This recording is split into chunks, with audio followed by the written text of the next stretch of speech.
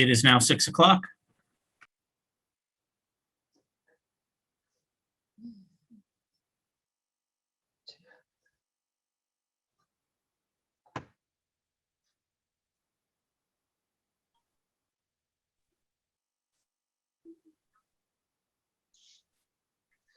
Okay, good evening, everyone. I'd like to call to order this meeting of the Urbana City Council. Will the clerk please call the roll? Ms. Wu, Here. Mr. Sachs, Here. Ms. Hersey, Here. Mr. Brown, Mr. Roberts, Here. Mr. Colebrook, Here. Mr. Miller, Mayor Barlin. Here. Next item on the agenda is approval of the minutes from the meeting of April 12th, 2021. Could I have a motion for approval? I'll make that motion. I'll second. Okay, it's moved by Dennis, seconded by Mary Alice. Are there any clarifications or corrections? I did have one correction. It's on page 2 of 5 of the minutes, the first complete paragraph, and that is, it should read, Mayor Marlin said due to ongoing litigation, she and the council were advised not to comment on alleged violations of Open Meeting Act during specific meetings last November because they're the subject of the lawsuit. But any other concerns obviously could be addressed. So I'd like the minutes to reflect that. Thank you. Next item. Oh, so we Diane? need, yes, We need to vote. I know. Just noticed that. So could the clerk please call the roll? Okay, we're calling the roll with the minutes corrected as the mayor has stated, correct? Okay, Right, that's right. all right. Ms. Wu, Yes. Mr. Sachs, Yes. Ms. Hersey, Yes. Mr. Roberts, Yes. Mr. Colebrook, Yes. Bill Brown is here too. oh, okay, thank you. Mr. Brown, Yes.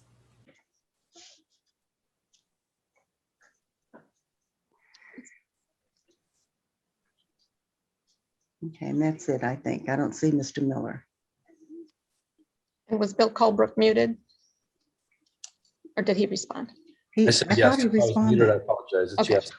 Mhm. Great. Okay, that motion passes.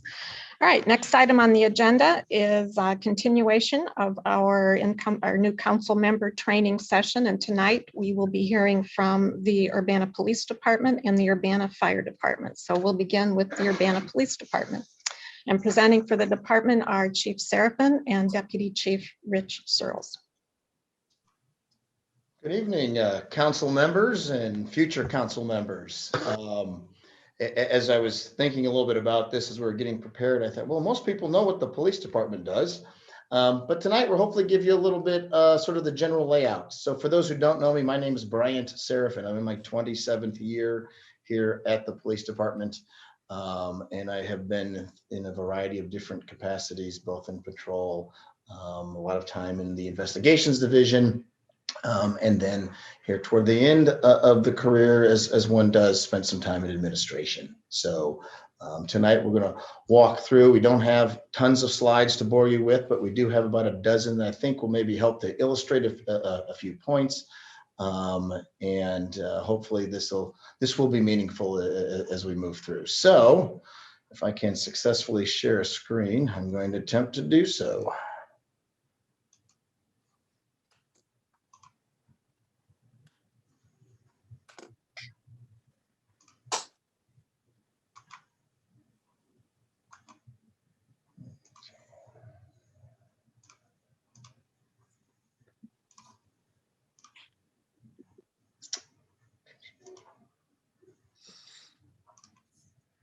There we go. So I hope everyone can see this lovely shade of orange. And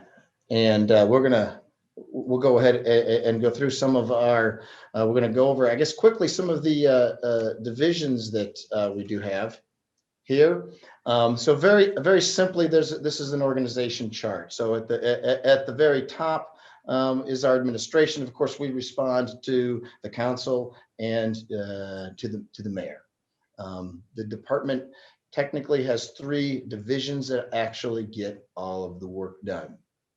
You will see the patrol division here, and it's the first one as we go from left to right because it's the backbone.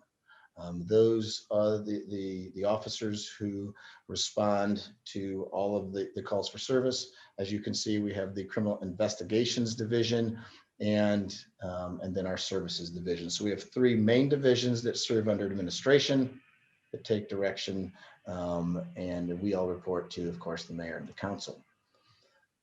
Our current staffing as allotted is on the screen now.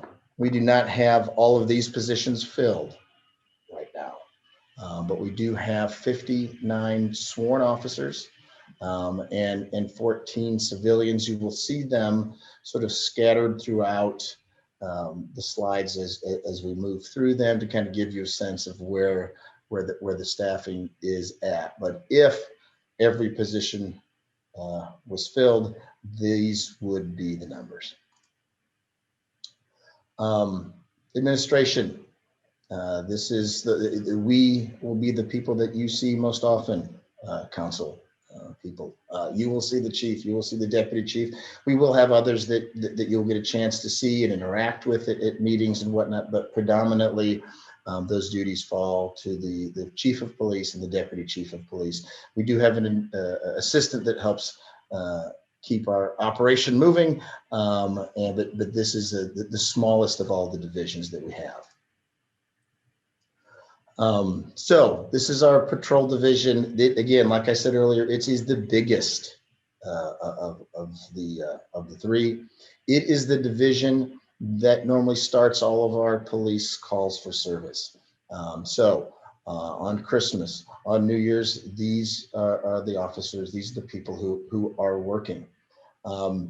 We wanted to do a super deep dive, but we did want to give you a sense of how many calls for service we actually have. And I was digging back through some stats, and we actually in 2013, I think, had 32,000 calls for service that year. Generally speaking, we're in the 25 to 30,000 calls for service per year, generating somewhere in the neighborhood of 6,000 to 8,000 police reports. Because of the span of control within this patrol division, we have 2 lieutenants who oversee this area of the department. There are 10 sergeants who work there, and then ideally we would like to have 28 patrol officers. That's sort of the quick layout of the manning of this. If you didn't know, the police department back in December of 1998 went away from a traditional 8-hour shift. So at that time, we had officers would work generally 8 hours at a time, 7 a.m. to 3 p.m., 3 p.m. to 11 p.m., and then 11 p.m., the midnight or the graveyard shift from 11 p.m. until 7 in the morning. That, in an attempt to maybe alter our working environment, I know that was a piece of it. I was a very young patrolman at the time. We went to a 12-hour shift plan.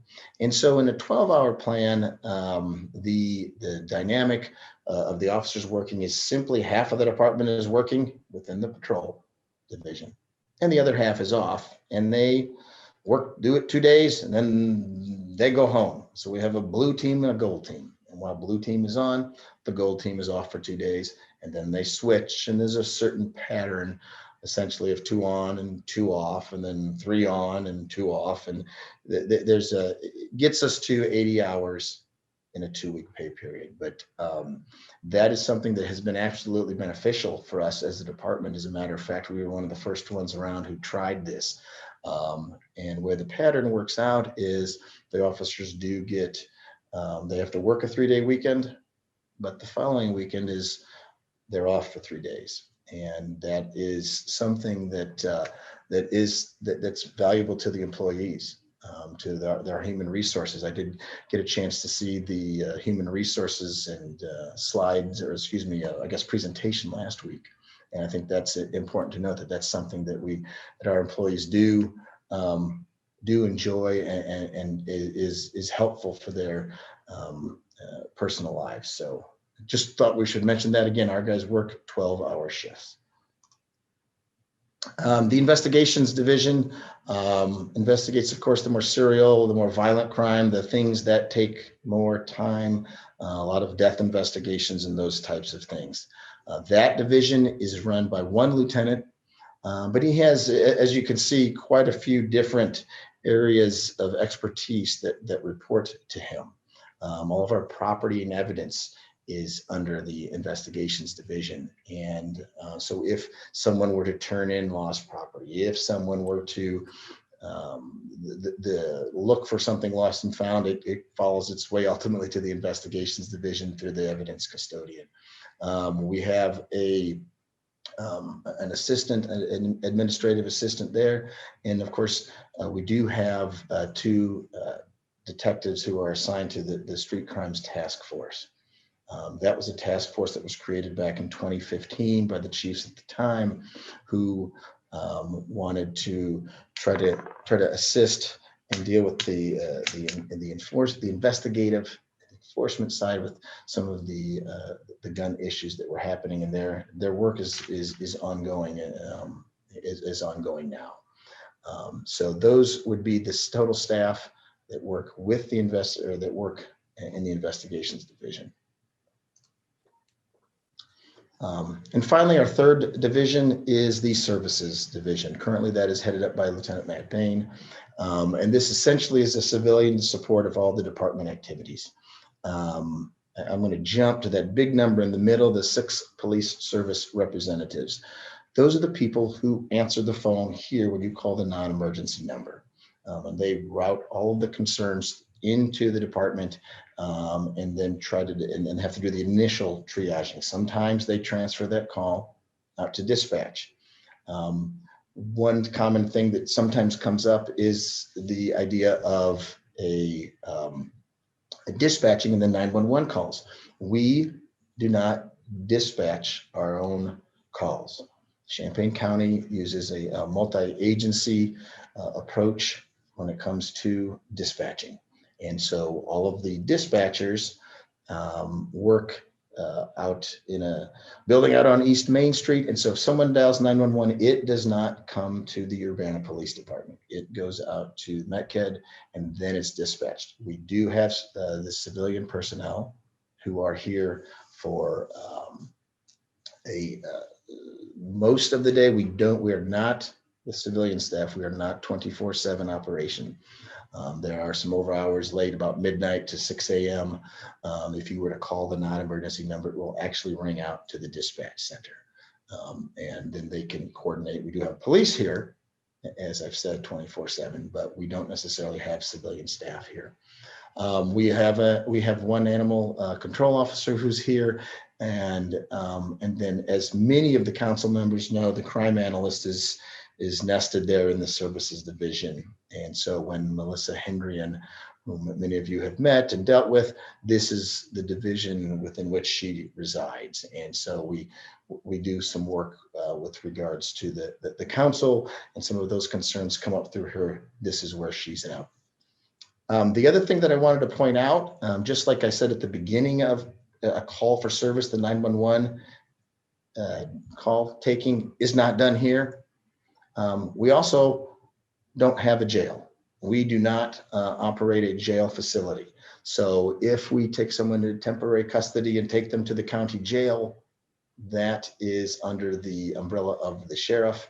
We do not have any sort of jail. We do not run the Urbana Police Department, does not run a jail. So sometimes there gets to be some confusion. People might call us and say, hey, my so-and-so was arrested. Can you tell me about where they're at? And we refer those matters to the jail. Before I move on to the next, I will quickly ask the Deputy Chief, Rich Searles, if I've missed anything that you think needs to be said here as we move through these, at least these early slides.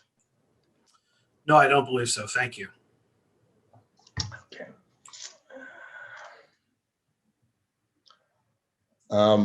So I do see a hand up, I guess, here, if we want to take a question now, James Quisenberry.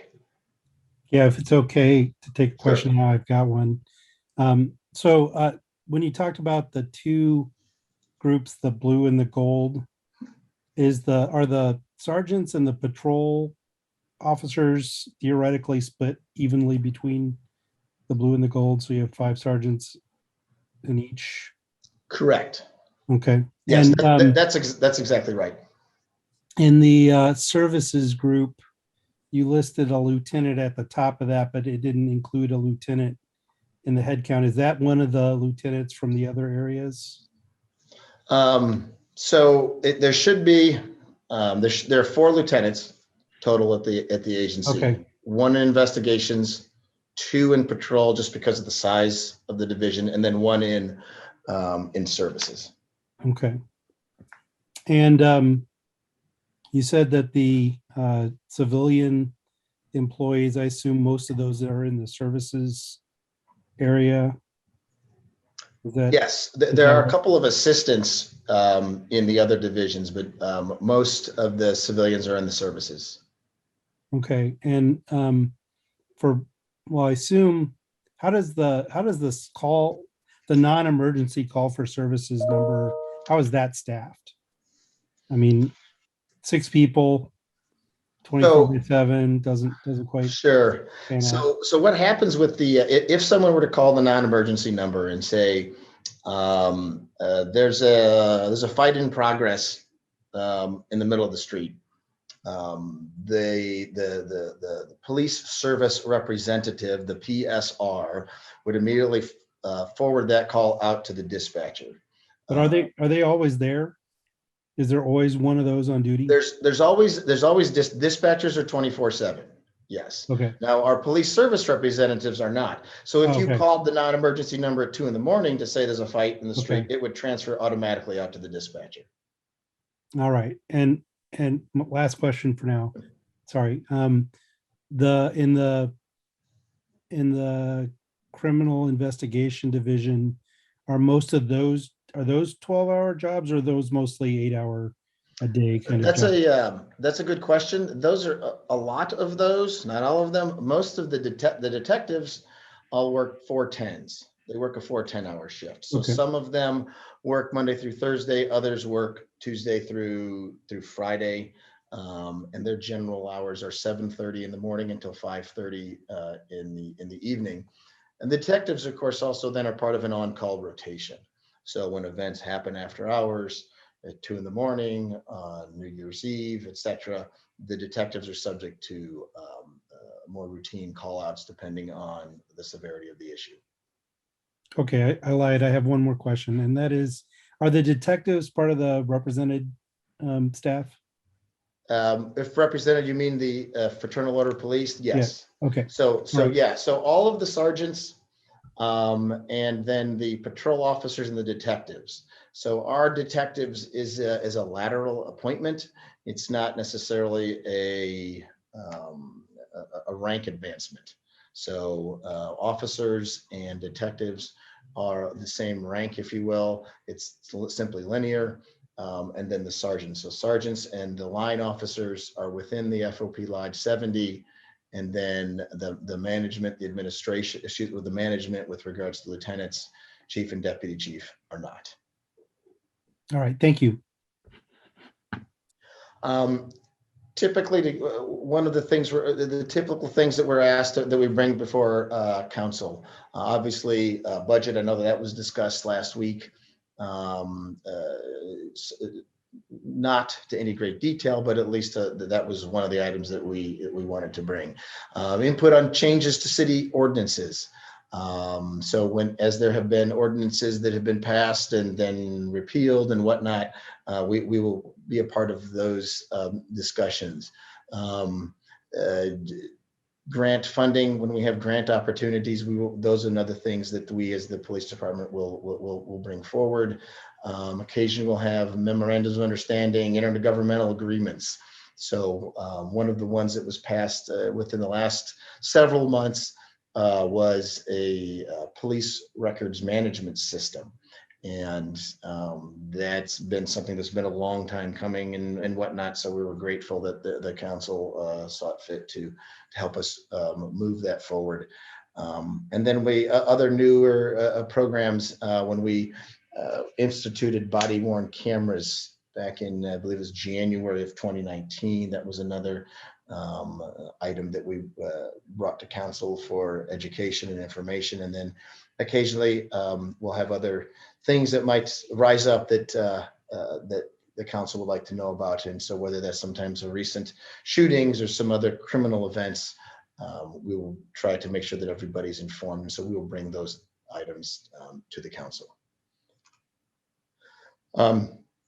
The City of Urbana's boards and commissions. The police department is affiliated with a few of them. Obviously, the Civilian Police Review Board. It's not necessarily our department, if you will, but we obviously have to work closely and collaborate with those folks. The Traffic Commission is another one, and then I think they mentioned this too last week. The Police Pension Board is another board that we are affiliated with. Other city departments, I think, take a lot of the leads on these things, but we are clearly vested in these. And these were a few examples of some of the boards and commissions that the police department works with. Funding for the police department. Most of ours comes through the general fund. And there'll probably be some more coming up as we go deeper dive into the budget process coming up here next month. But there are also other areas where the police department does have some fiscal income. But clearly, far and away, the general fund is the big piece of the pie. There are federal state asset forfeiture processes that we do partake in. The DUI fund will be something that you might hear, or funds that are associated with DUI and convictions, and we have those set aside for certain purposes. There's a cannabis fund, and as a matter of fact, some of our funding comes in from the school district regarding the SROs. So these are the big areas of funding that the police department has access to. There's been a lot of discussion regarding the comprehensive plan. And for me, traditionally, the comprehensive plan seemed to be, well, where's the city going to, geography-wise, going to move and exist? And are we going to build a new building somewhere? But I think what's interesting for us is as we try to think about some of these public safety issues holistically and to the safety citywide, and to how do people feel about certain things? So, and so we've tried to take some of what we hear at the council and inject that into our work. Whether it's with our traffic stop pilot program that we started in January of this year, whether it's our adoption of the 10 shared principles from the Illinois Association of Chiefs of the Police and the NAACP. Whether those are things that we look to in maybe in the more traditional sense of a comprehensive plan, for instance, physical environmental changes. So whether it's street lighting or whether it's traffic intersection construction and some of the physical things that can that we do.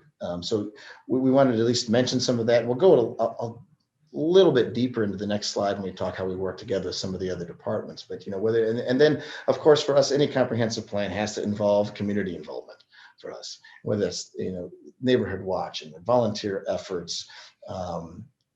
A lot of ways that we try to do certain things, and this wasn't necessarily a list of everything that we do, but just to kind of give a sense to how the police department sort of fits into some of the comprehensive plans and some of those goals and strategies.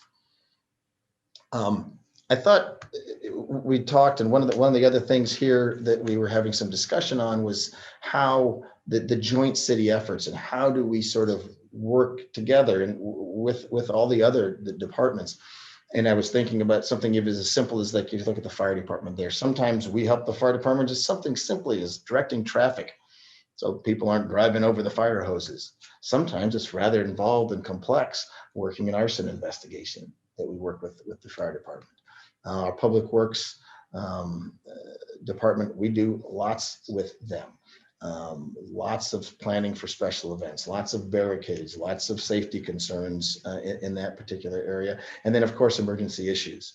So when that tornado or some event happens, we have the relationships and we have the ability to work with public works and those issues. Community development is one that, as I've spent more time here, I've learned more about and spent more time in. We have a design review team here at the city that is led by public works and community development, but police and fire also on the design review team. Sometimes there are certain things, something simple that the design review team has done, like addressing, where somebody might put forth, hey, the numbers we think should be here. And then police and fire might go, yeah, but that's not how the rest of them work. And here's some feedback. Sometimes the design review team works on things like, I had no idea that, well, what's the radius for a fire truck to turn around somewhere? All of those kinds of efforts, and we're a part of that. The police department also works and helps with problem properties so that we can try to work with landlords to take care of things at a lower level, to make sure that we can address some of the concerns and try to work with landlords when we have some issues. And sometimes it involves enforcement, and sometimes hopefully it's conversations and it's education and it's collaboration. Finally, even the executive department, when we, obviously with the mayor's office and policy direction and those kinds of things, but I wanted to put information technology, because I will tell you, there's no way body cameras work at the city without IT support and without IT folks helping us try to make the decisions that need to be made and understand the costs and understand how to do things safely and effectively from a cybersecurity standpoint. We spend a lot of time with information technology folks in working together and side by side. So I think that is the majority of the slides that I wanted to say. I figured there might be some questions, and hopefully Rich and I can do our best to answer a few of those and still leave a little time for our fire department brothers to take over coming up here next. We can take a few questions at this point if you have any. Bill Colbrook? Chief, how many vacancies do you have, whether it's police or civilian? Right now, I believe there's two open civilians and 3 open officer slots. Thank you.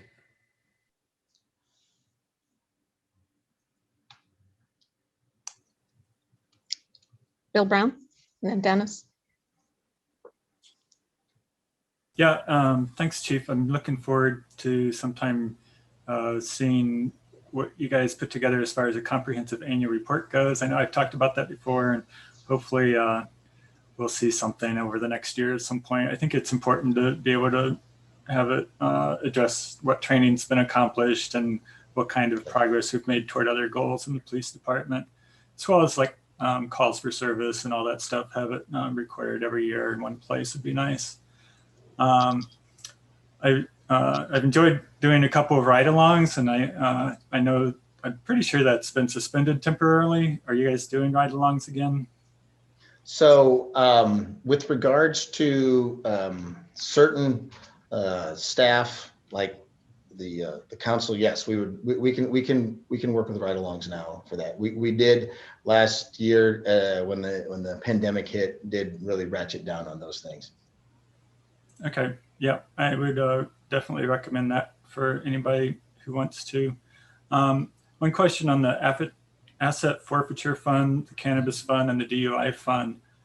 Are any or all of those related to how much we as a department take in, or are those distributed on a more formulaic basis? So there is a formula that we do. So if we take something in on the state asset forfeiture, and Councilman Colbrook could probably do a better lecture than I could on that, but there is a specific formula, and percentage goes to the state police because they oversee the program, and we have to file reports every year. And then there's the the department itself, and then there's the state's attorney's office who handles some of the legal obligations, all of those, and there's certain percentages. And then if you're in a joint multi-agency unit like the Street Crimes Task Force, then it's further sort of dwindled, and there's people kind of different percentages and shares. So there's usually a little more math in it than one might think. So. Okay, thanks. Dennis, Yeah, Chief, could you mention briefly and kind of go over the police department's responsibilities and obligations concerning the school resource officers?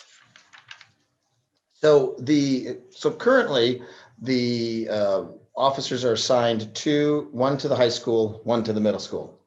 And as a matter of fact, a year ago, when we finally got that particular program launched, within a couple of weeks, the pandemic hit and shut things down. And they had to try to figure out different ways to plug in. And so they worked at food drop-offs, and they were part of teams that went out and tried to touch base for students who weren't engaged in the Zoom or the online events.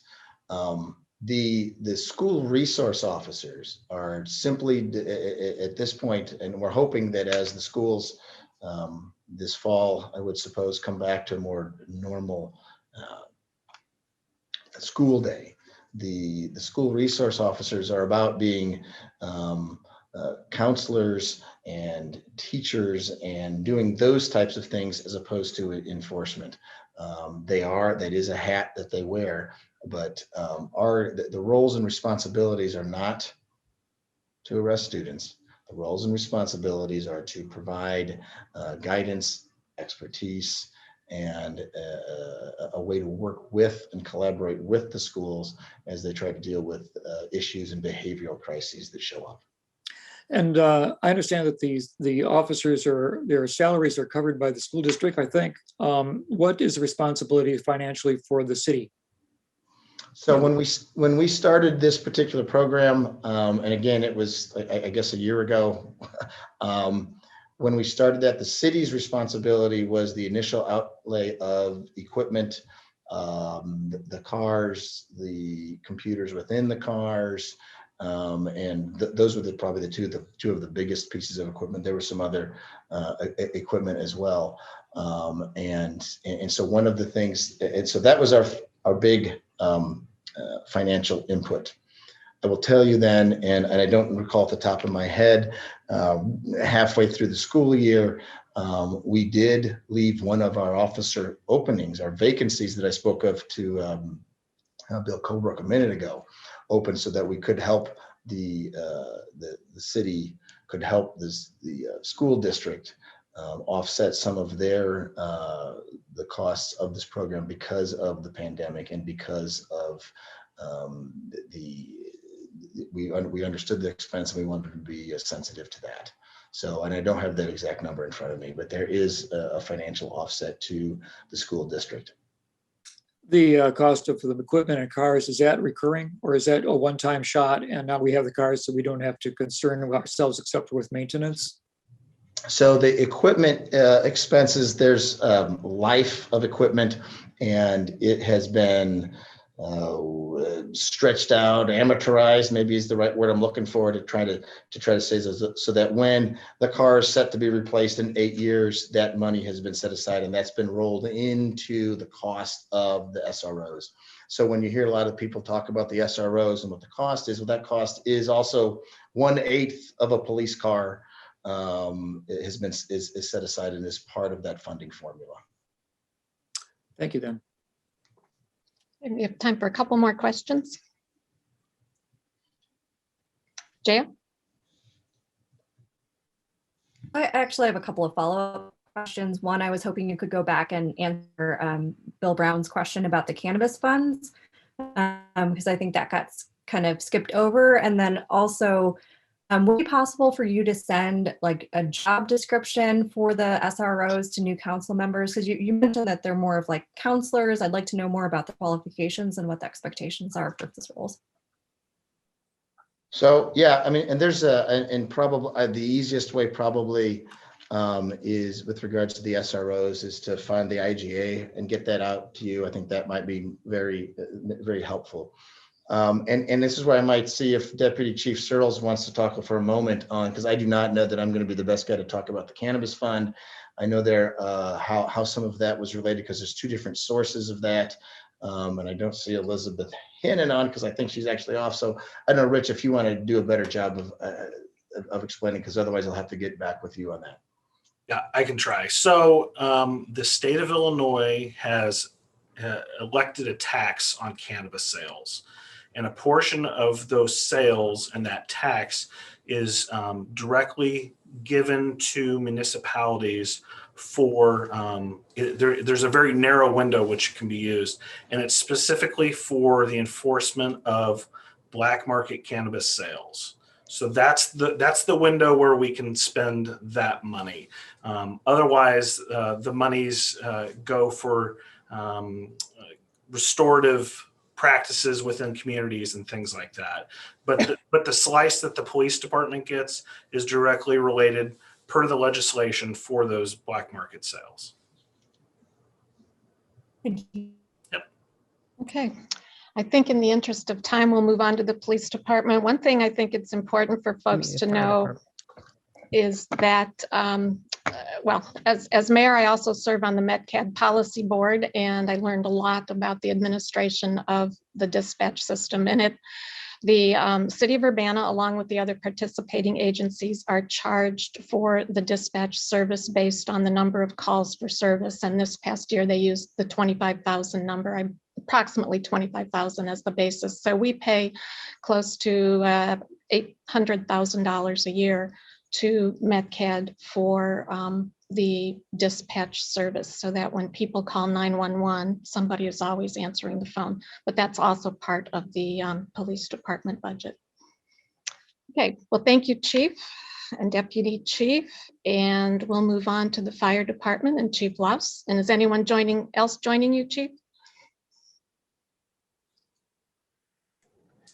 Yes, Deputy Chief Dade should be on here shortly. Okay. He should be coming in. He did have to travel on to home, but he should be getting on here shortly as well. Okay. So, good evening, Mayor, Council. Appreciate the opportunity to be able to share a little bit about the Urbana Fire Department with you. I'm going to share my screen here. See if I can do it right here.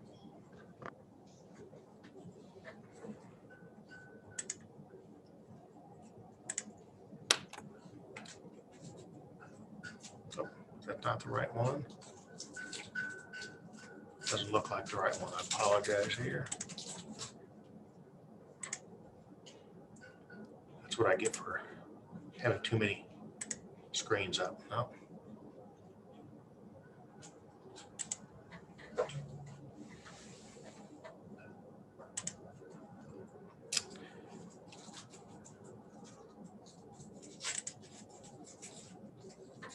I apologize. I did practice this earlier.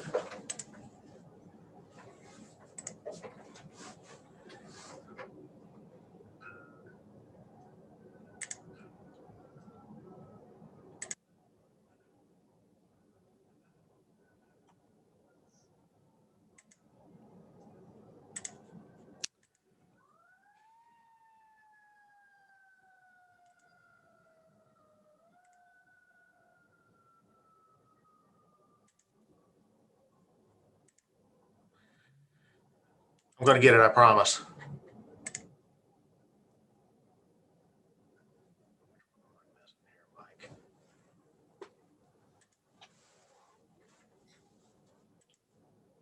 There we go.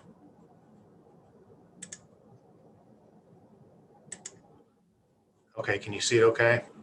Yes. Okay. I apologize for that. So again, I'd like to share a little bit about the Urbana Fire Department. My name is Chuck Loss. I am the fire chief here for the Urbana Fire Department. I've actually been with the city of Urbana now for a little over 31 months. I've spent 34 years in the fire service. Came here from the city of Peoria. So I've been in in the fire service for, again, 34 months. My deputy chief, who we just appointed, Damon Dade, will be on here shortly as well. Chief Dade came to us from Quincy, has been in the fire service for 21 years. And together, we're looking forward to really moving forward and serving our community together with our firefighters and doing some really good stuff here in the future. Getting started here. Urbana Fire Department is ISO Class 1 rated fire service. So the ISO rating is a 1 to 10, 1 being the very best rating that you can get from the ISO. We receive that rating because of our training, because of the Illinois American Water System, and because of our communication systems. All of those things working together gives us a rating of, again, the best in the state. So we're very, very proud of that. We have been recognized by the State Fire Marshal's Office as well for that. So again, that is something we're very proud of. We're 59 firefighters and administrative personnel here. We have 58 sworn firefighters on the department and 1 administrative assistant on the department as well. Some of the things that we provide are fire suppression, fire prevention. We provide an EMT intermediate level. The intermediate level is right in the middle of what the state recognizes as the levels of providing emergency medical service in the community. It starts out as a basic, then goes to an intermediate level, and then paramedic.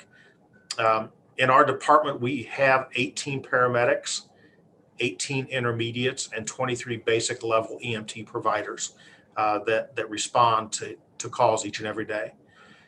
We're a member of MABUS Division 28 of Technical Rescue Response Team. We are the technical rescue response team for the county. So if the county deploys a team in our county, we're the ones that would get deployed, whether it is intrastate or whether it is interstate. We have been deployed to Louisiana for Katrina and for Gustav hurricanes. We've responded internally into the state as well for different emergencies that have happened within the state. And I'll go through a little bit about what that technical rescue response team looks like as well. We're hazardous materials operations response team as well. So every member of our department is at minimum hazardous material operations level. That means that they can go out and identify and mitigate any type of hazardous material, excuse me, that we would have. We have technicians, which is the highest level of response on our department as well. Those are the ones that are going to do the research. They're going to be the ones that help to identify the proper protective clothing to wear, the proper mitigation that we need to do. And then the operation level is who goes in and takes care of that mitigation of that hazardous material so it doesn't go any farther. We have 18 fully trained fire investigators, and we also have a couple of arson investigators. The arson investigators are a little bit different because they go to PTI to do the interviews and they are able to go a little bit further into the investigation process. And then again, we're working together with all of the other city departments collaboratively to give the best services that we can to our community. Comprehensive planning, just like Chief Seraphin said, we're trying to work together within the city, departments working together to provide the best services that we can for our community. Some of the things that we're doing that are providing some of those services, working together with some of our internal stakeholders, are completing the Home Fire Life Safety Program. It's what we call the HEFLIS program. HFLS. And it's going door to door and knocking on doors and checking smoke detectors, checking CO detectors, going through a home if we're invited in, to do a fire and life safety walkthrough so that we can provide our community the best opportunity for helping them out with some life safety. The prevention Bureau is working with community development on a regular basis on building plans, on working together collaboratively there to assure compliance from the start of the project. The one thing we don't want to do is get this project in motion and then have to go back and tell people that they have to tear things out. It's not a good look for us. It's not good services for us as the city. So we try to get that on the very start, on the very front end, and work together to help that work. We work with Public Works to determine the replacement plan for our fire stations. Station number 2 and station number 3, both been identified in the master facilities plan as needing to be replaced and very, very soon. So we're working with Public Works to determine what those locations look like, what those buildings are going to look like, and again, to put those buildings in place so that they'll be a 50-plus year building, something that we're not going to have to look at for the next 10, 20, 30, 40 years, but something that's going to last and be able to serve that neighborhood and the community for the next many, many years.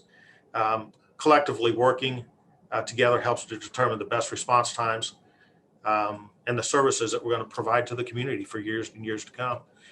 We work with our brothers and sisters at the police department to help provide the best services. Again, when we have an emergency, working together creates the safest work environment for those that are around us, the community members that need to pass through there, whether it's traffic wise, but again, to follow up so that we can give them the very best on the back end of an emergency scene.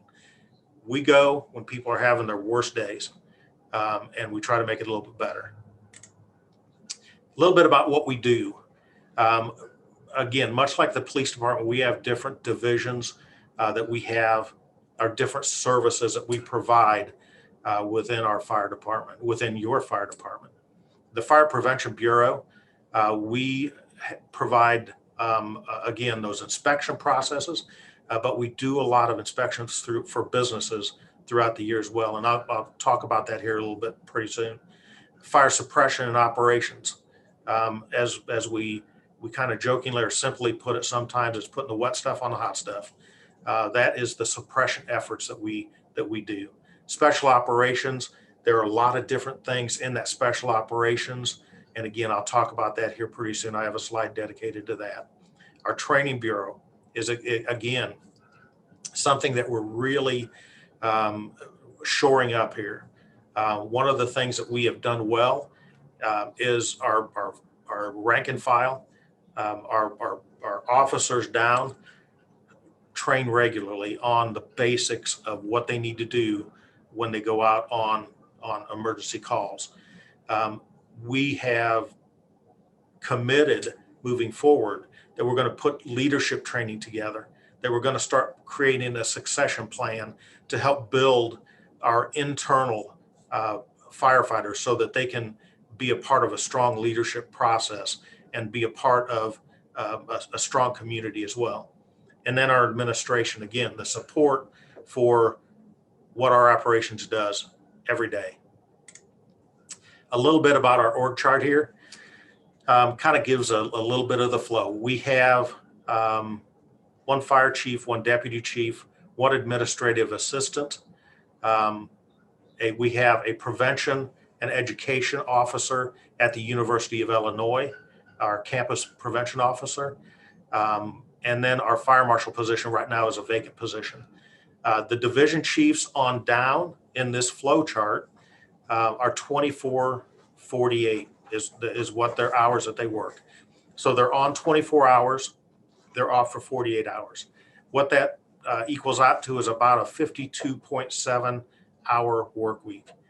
So that platoon is traditionally has worked in the fire service to get the best coverage with the least amount of people to get that coverage, and gives us a staffing that we need to have to be able to staff every piece of apparatus in the city and give the coverage that the city needs.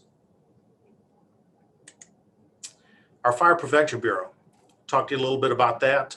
The Bureau itself does about 370 fire prevention permits. Our fire prevention permits are generally businesses.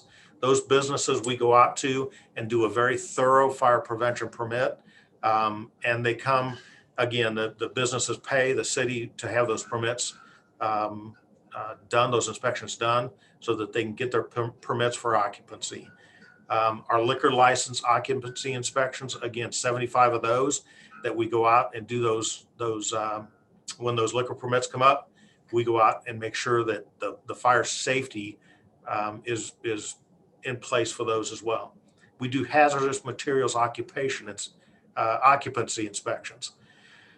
Those hazardous material occupancy inspections basically look at the amount of hazardous materials in a facility, and then we determine what kind of permit that they're going to get, whether it's a hazardous material permit or whether it's a fire prevention permit. Again, that level determines what we're going to give them as a permit. The other thing this does for us is it gives us a little bit of insight of what those buildings look like. When we're responding to those things at 2 o'clock in the morning, it's really, really good for us to have an idea of what those buildings look like at 2 o'clock in the afternoon, so that we can see what we're responding into. Public school inspections, we just did. We have a fire marshal right now that is basically working on his days off. He comes in his 2 days off, and he comes in and does a lot of these inspections right now. But the public school inspections, he just completed those, and we worked with the school systems to help better their safety for the students when they get back in session. The general commercial business inspections, 693 of those. Those we involve our companies with, our engine companies and our truck companies. We involve those in those inspections because of the time it takes. One person couldn't get those done. This entirety of what the Bureau has to do. Multifamily inspections are biannually. University of Illinois building inspections, we have 474 of those. Again, our engine company on campus helps with those inspections, but our fire prevention officer is the one that coordinates all of that stuff. Total inspections, we have about 2,164 inspections that we run through the Bureau to make sure that we're staying in compliance. Suppression and operations. Fire suppression activities, again, going out when we catch a fire, they respond out to those fires and take care of business.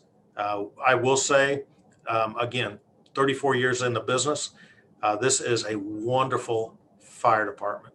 Aggressive when they need to be aggressive, but yet smart enough when they see that the conditions have gone too far. We get those things taken care of under wraps and safe before we make entry into those buildings. But those suppression activities are again at the foundation of what we do. Emergency medical emergencies take in a wide array of things that we do. 51% of our calls are EMS calls. So that's a little lower than what the national average is, but it's only because we do so many other things. It's not that we run fewer EMS calls.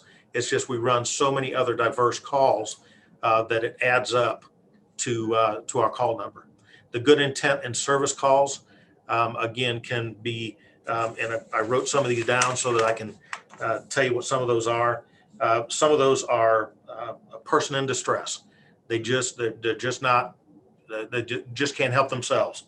Lockouts, if somebody has locked themselves out of a house or a car, especially in a hot day and there's a child or an animal inside, we show up to help with those lockouts.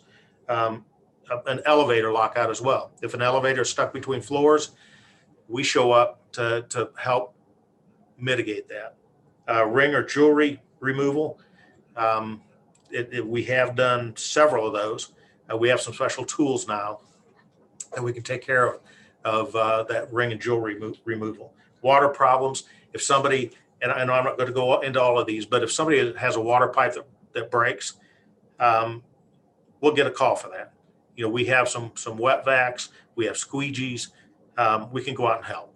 A lot of times what we will do is take the toilet off of the base and squeegee most of that water as much as we can into that sewer drain, so that we can, again, keep the damage to a minimum.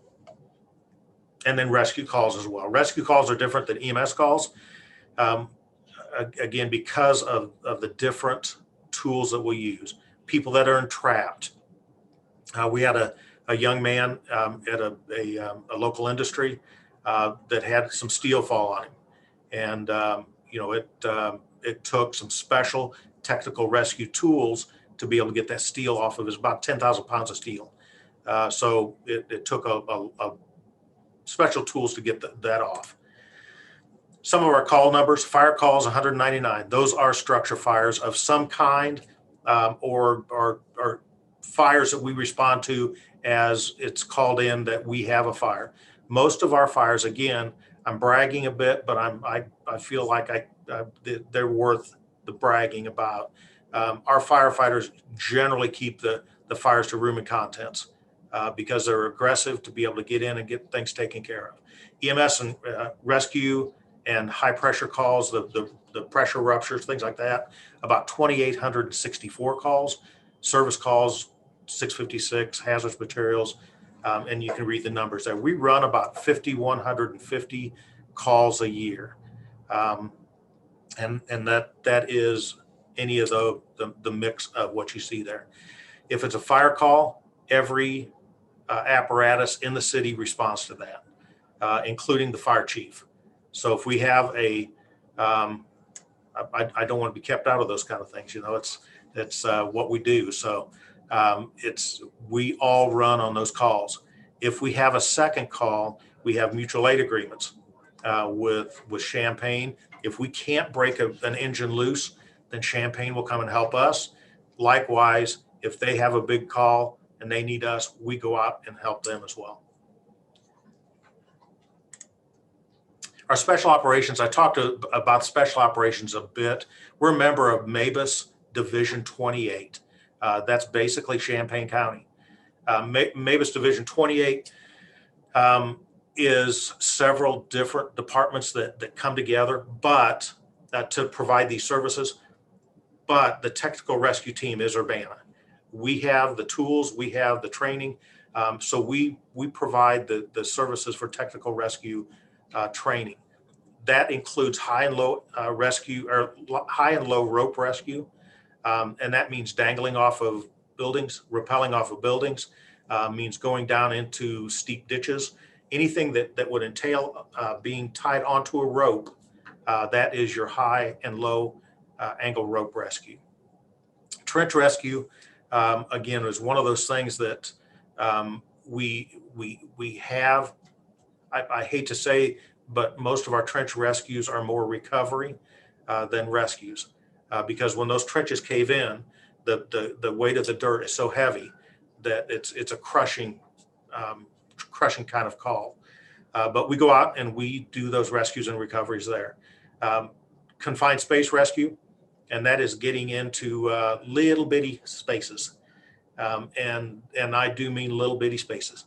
They are, if you're claustrophobic at all, these are the kind of areas that make you have bad dreams at night, because our firefighters get into the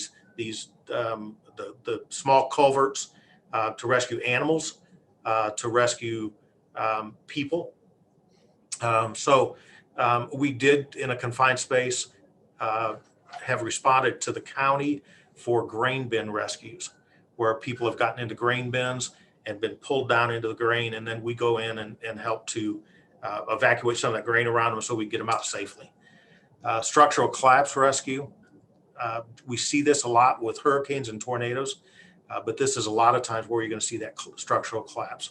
Heavy machinery and technical rescue, again, farm equipment, things like that, and water rescue is another thing. We've had some water rescue events. I will say that our firefighters train hard on this stuff and a lot of hours to make sure that they're ready for that low frequency and the high risk events. You may not see it often, but the risk is really high, so we have to really train a lot for those. The training bureau, we do a lot of different things in the bureau with EMS, fire suppression, special ops, our leadership training, again, something that we put together. I want to give credit to our people for putting together a FTO, Field Training Officer program, where they're really taking care of those that are newly hired and newly promoted. And then our documentation through our software for the ISO rating. We got it, we just want to keep it because it is very, very, very, very good to be a class 1. So we want to maintain that. So we try to document that as much as possible. Our administration, told you a little bit about that earlier. Our job's pretty easy. Provide leadership and support. We just need to find out what the needs of the department is to make sure that we can provide the best services to our community.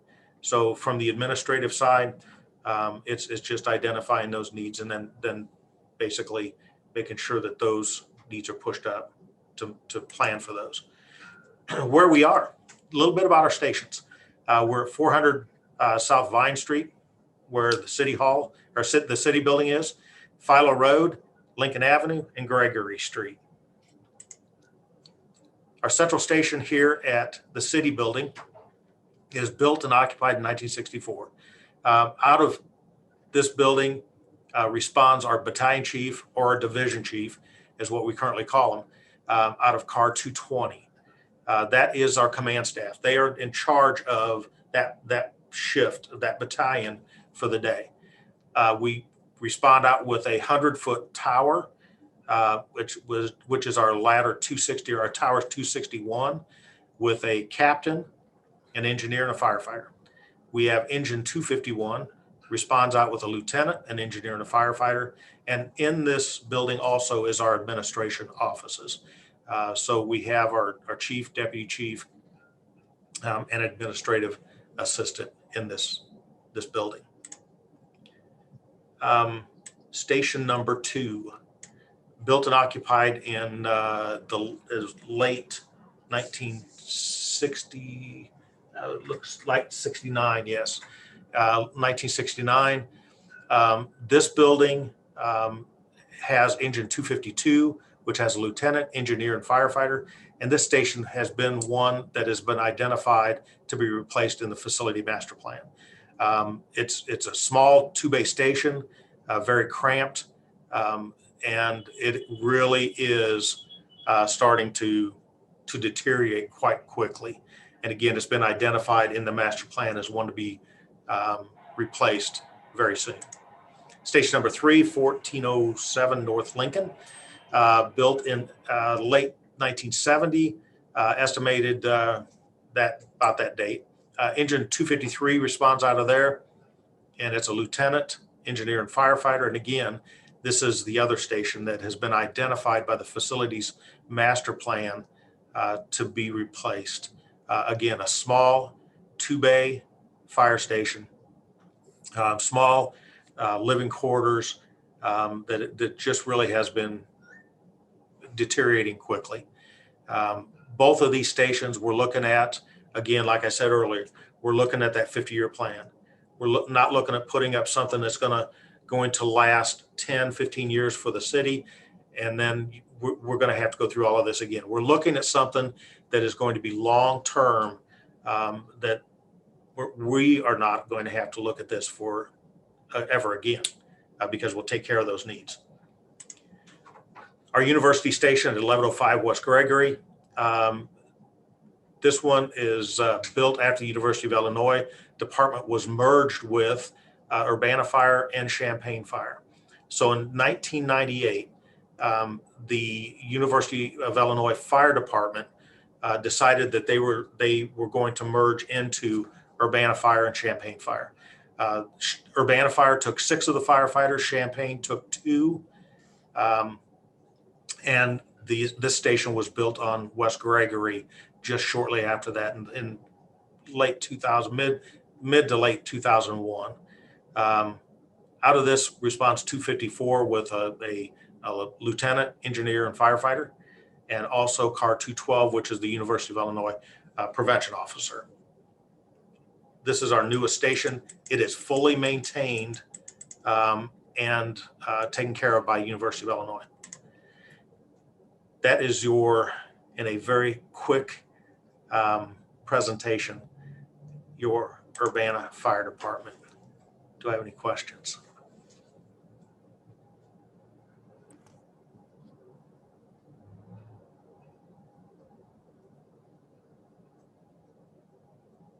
Awesome.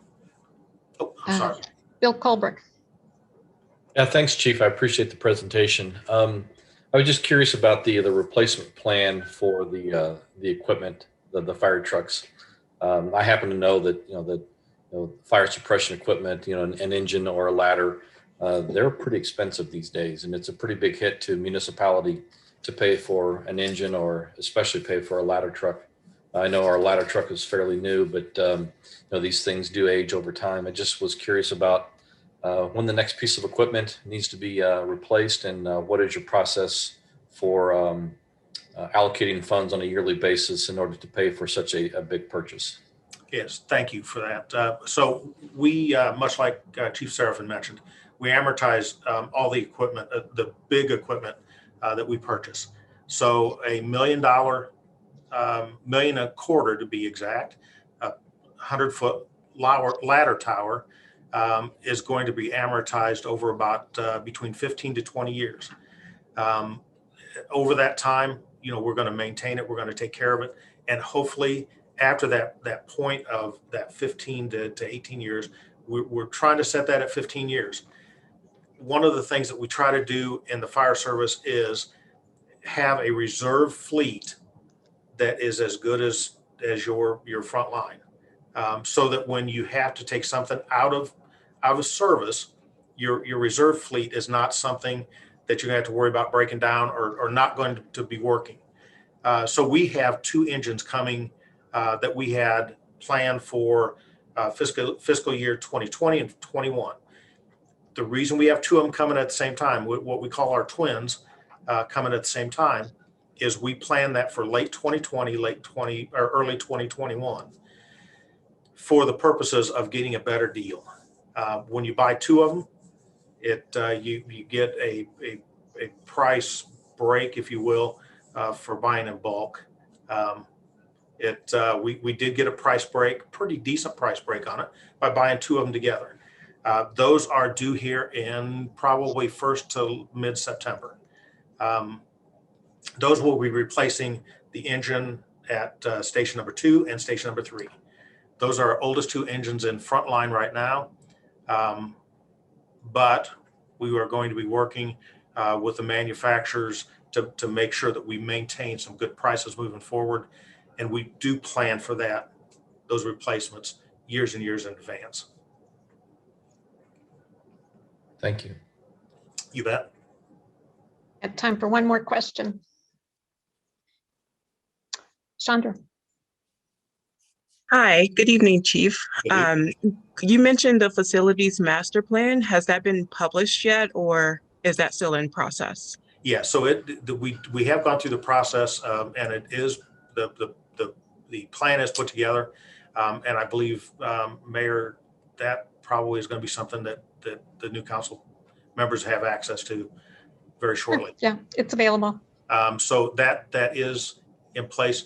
What they did was they tried to prioritize each building within the city, and find out which were the ones that were needing attention the quickest. And where can I find that plan? Is it on the website? It's through the Public Works website. We can send you a link to. Thank you. Important to know that over the past 3 years, not only did we do the programming needs assessment, the space needs assessment as part of the overall facilities master plan. So that's one document. We also did the stormwater master plan and the pavement condition assessment. So we're pretty well poised to make really good informed decisions about our infrastructure needs and our priorities for those. So coming out of that master plan for facilities was the need for the 2 fire substations, as well as a indoor storage facility at Public Works to put our very expensive equipment indoors. Right now, most of it's sitting outside, which is terrible. So we are looking at a storage facility, which would also have space for climate controlled document storage. Because the other thing the facilities plan identified was that about 18 or 19% of the space in City Hall was devoted to storing paper instead of being available for use by people and serving the public. So you'll find that facilities plan fascinating if you like that sort of thing. We'll send you the link. And that's going to be one of our guiding documents over the next few years. And you'll also hear a lot about something called the VERF, which is the Vehicle and Equipment Replacement Fund. And that's where departments set aside funds each year to purchase these very expensive pieces of equipment. So, you know, it's a planned replacement fund, and the VERF plays a very important role in maintaining and, you know, making sure we have the equipment and the vehicles that the city needs when they need them. I appreciate the time tonight. I really do. Thanks for your patience getting getting my PowerPoint up before the presentation. We've all had that Zoom experience. Well, thank you, Chief. You bet. Thank you. Thanks very much. Okay, we'll move on to public input. Let me switch to the list. Charles Davidson.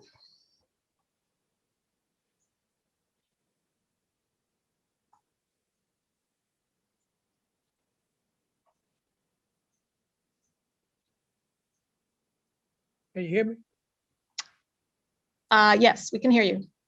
Okay, my name is Charles Davis. I'm a mentor and a community navigator for First Followers. And by going out in the community, talking to people, and I think that it would be a good idea to put more money toward programs that connect with our youth. More mentoring programs, mental health resources, after school programs. This helps preventing the violence that's going on in Champaign County.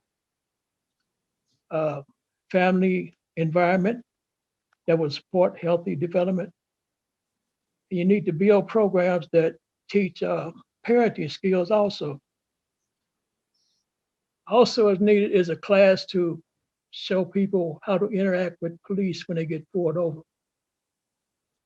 You wouldn't believe how many people don't know what's expected of them when they see them lights flashing and they stop. They just don't know. I think that'll solve a lot of problems.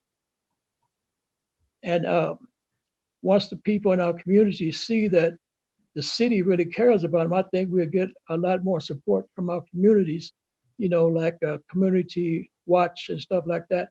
Instead of just going in different communities and seeing watch signs, there actually would be people there in their community watching out for trouble or whatever.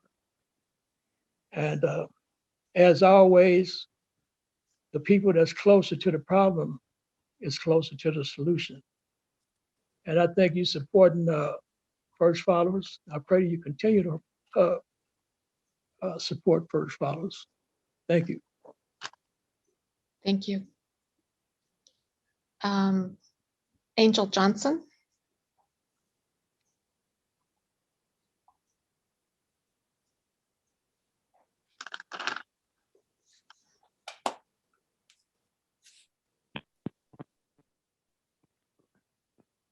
Go ahead, Angel.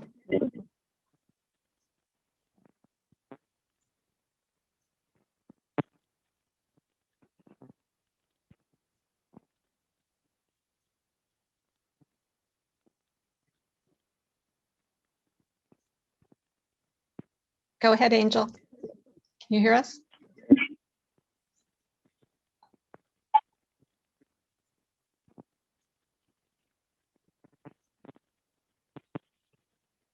Sounds like Angel's having a little audio.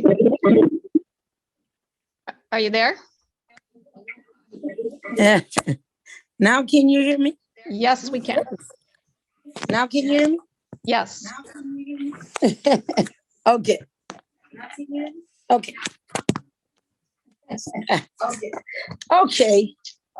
So good evening everyone again. Good evening everyone. Okay. So I was calling tonight. Like I said, I had my hand up last week, but I got missed some kind of way. I don't know how that happened, but I'm here tonight. And like the gentleman before said that there's a big concern in our community about our youth. I am a youth pastor and I also own Angels Youth Center here. For many years, we have a daycare and we have a youth center in our home. And we do lots of activities.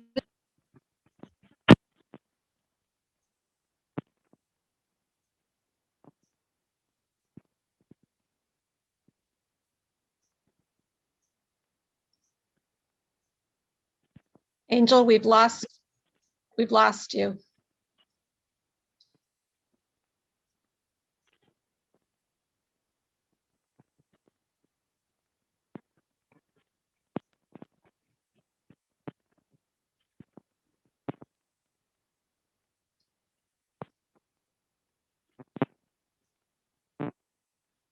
We're not hearing you, Angel.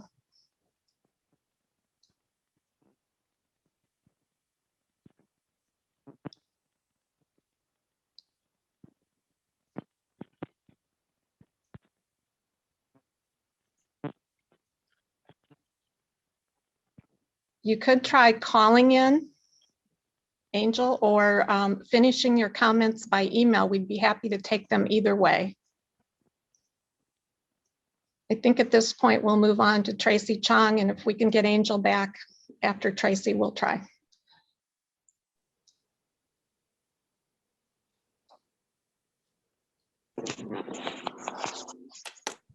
Hi, can you hear me? Yes. I'll keep it short tonight. I would like to ask council members, especially the new council members, to tune in to the CPRB meeting this coming Wednesday at 5:30 p.m., where there will be a taser review. I have been bringing up the tasering incident from 2019, which appears to be in violation of UPD's taser policy. But so far, none of the current city council members have shown any concern about the excessive use of violence by Urbana Police Department. None of you guys have been concerned by the attempt of Deputy Chief Searles to suppress video footage and the lies told by Deputy Chief Searles during the civilian police review process. So I really hope that the new cohort of council members they do not let UPD leadership get away with lies, and that it is crystal clear that lies and efforts to obscure transparency by UPD are not tolerated in this new government. I don't know why it's so hard for the current batch of council members to recognize lies and to just do something about it. Make sure that it does not happen again. But you guys just choose to ignore the problem up to today. So I hope you guys, the old council members, even though you'll no more be council members, just tune in and just see what you guys have been missing. And I don't know how you feel about it. Also, I thought it was interesting that Chief Seraphin brought up how UPD plays a role in the new comprehensive plan during his presentation. Mayor Marlin has been so proud about announcing how the city wants to hear everything, including residents' concerns and issues that the city should improve upon via the Imagine Urbana website. But actually, Mayor Marlin and Chief Seraphin are again being disingenuous. When I tried to mention the Aaliyah Lewis incident and the public's concern about policing issues over the past year, via the Imagine Urbana website. Well, guess what? My post was censored within a few minutes. So, hey, you've been calling for concerns on that website, public puts it on, and you censor it. So, I don't know. I guess that's how the city is. Thank you.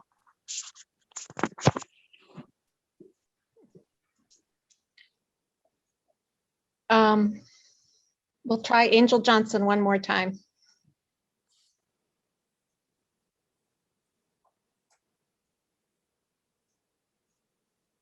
Angel, can you unmute yourself? Are you there?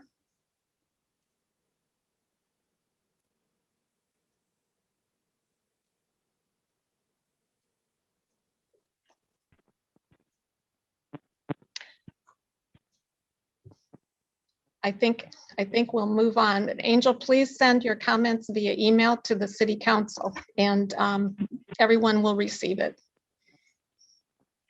Thank you. All right, we'll move on to council input, communications. Any council member want to make comments or respond to what they've heard?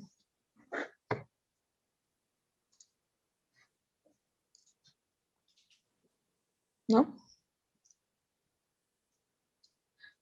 Okay.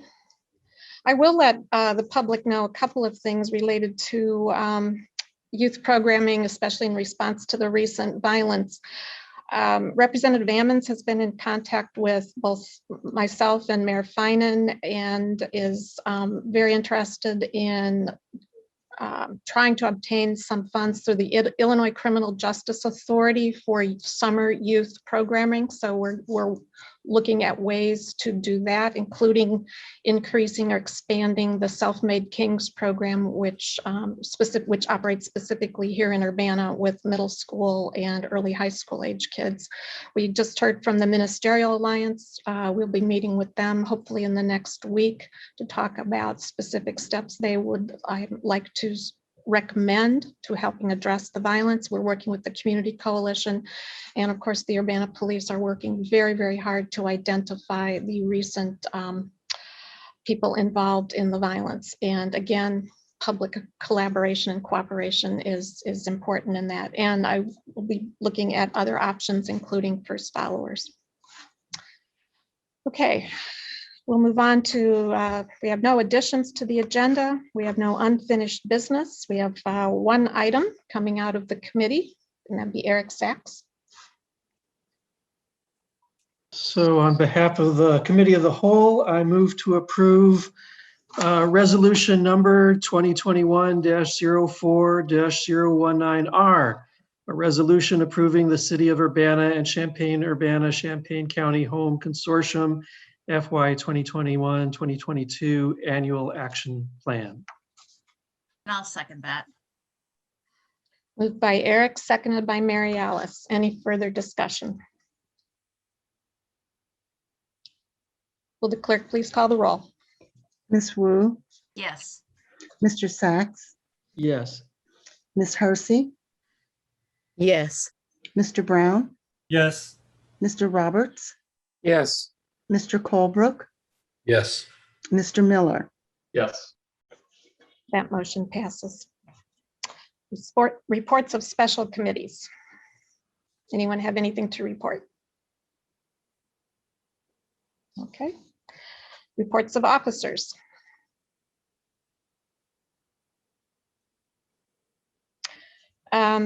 Just an announcement, there will be a COVID vaccine clinic this Wednesday at Salt and Light on Philo Road.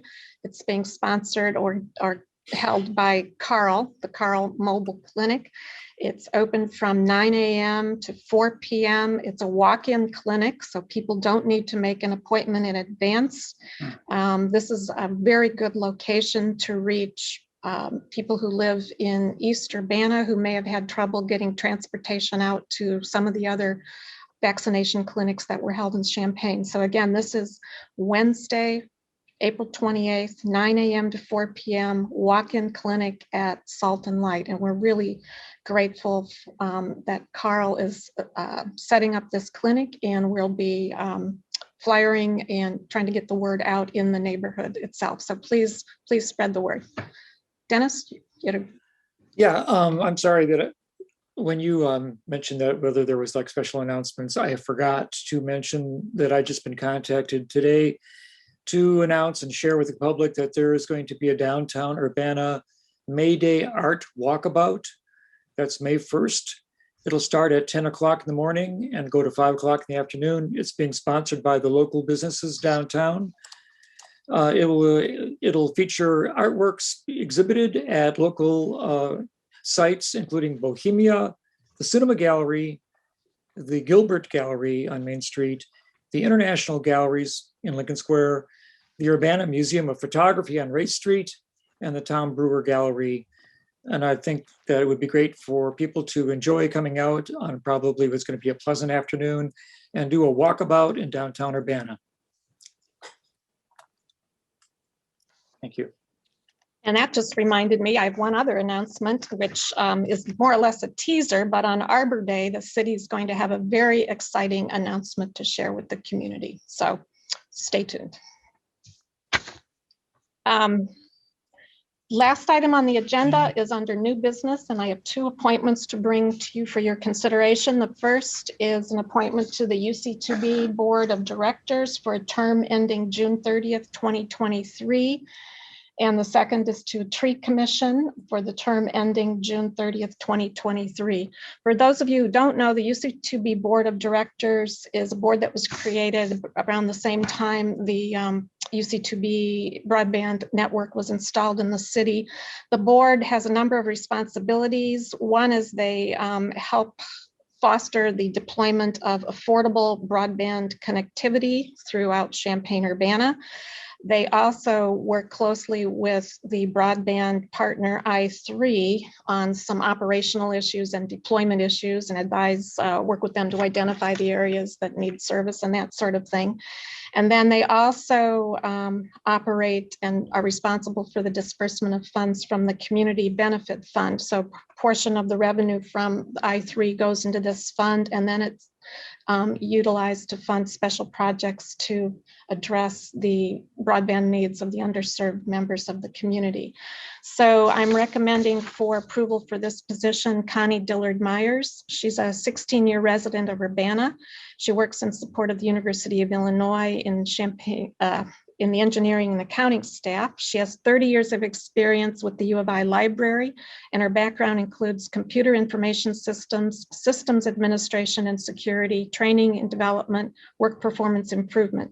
She also is a former member of the UC2B technical committee, so when this whole network first began, and strongly is committed to the fact that everyone should have access to affordable internet.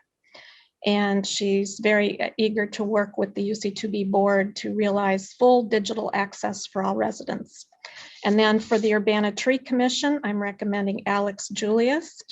Alex is a 7-year resident of Urbana and is the Employee Development and Safety Training Specialist for the Davie Tree Company. She has a Master of Science in Environmental Conservation with a concentration in arboriculture and urban forestry from the University of Massachusetts.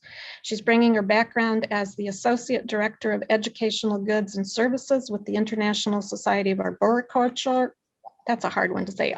Arboriculture, her technical expertise, and her interest in the preservation of mature and healthy legacy trees to the Tree Commission. So we're very excited about her joining the Tree Commission. So I would entertain a motion for approval. I'll make that motion then, Mayor. Thank you. I'll second. Moved by Dennis, seconded by Sharice. Any discussion? Will the clerk please call the roll? Ms. Wu, Yes. Mr. Sachs, Yes. Ms. Hersey, Yes. Mr. Brown, Yes. Mr. Roberts, Yes. Mr. Colebrook, Yes. Mr. Miller. Yes. That motion passes. And we have no further business for the Urbana City Council. So I guess this is the last full city council meeting for 5 of our 7 members. We'll celebrate your service next week, but thank you for your service. And with that, this meeting is adjourned. Thank you. Night, everybody. Night, everyone. Night.